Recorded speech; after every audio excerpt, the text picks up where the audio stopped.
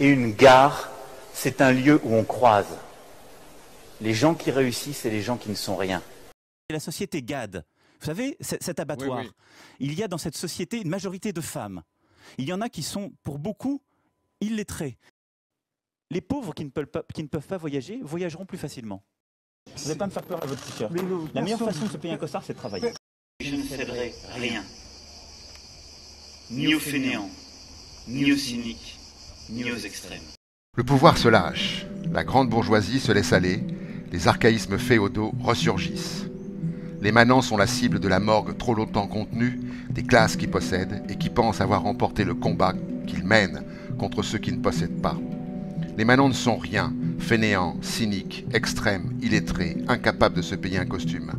Il ne s'agit pas d'une modernité langagière où se repaissent les simples d'esprit en quête d'un vocabulaire innovant, mais bien d'une tradition de la condescendance des hautes sphères à l'égard des serfs croupissant dans une servilité qu'ils auraient voulu immuable. L'humiliation est une arme de destruction massive. Elle imbibe les comportements, elle sabote l'estime de soi, elle condamne le conditionné à sa condition. C'est ainsi que le vilain ôte son couvre-chef pour saluer son seigneur, que l'ouvrier se contente de la pitance que le patron lui donne et qui exige une marque de reconnaissance, que le domestique avale sans un soupir la remontrance hautaine de son maître. C'est qu'ils nous ont habitués à courber l'échine et que cette courbure pourrait bien, à force, intégrer notre nature.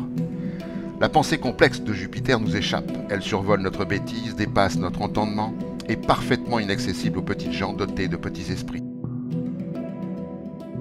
La pensée du maître rejoint le firmament des beaux esprits, laissant la fange admirer l'étincelle qui jamais ne les atteindra. Aujourd'hui, les pouvoirs nous rappellent notre incompétence à vivre et nous condamnent à la survie, n'étant pas capables d'autre chose.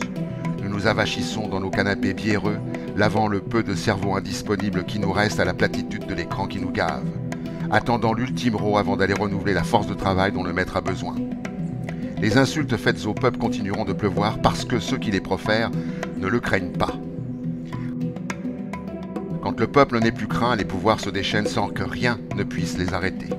Quand un peuple s'est dessaisi de sa force, il est alors troupeau, inconscient de l'abattoir qui lui est promis, heureux de se repaître des quelques miettes venues d'en haut, tombées des tables bien garnies de la bourgeoisie victorieuse. L'histoire n'est pas écrite.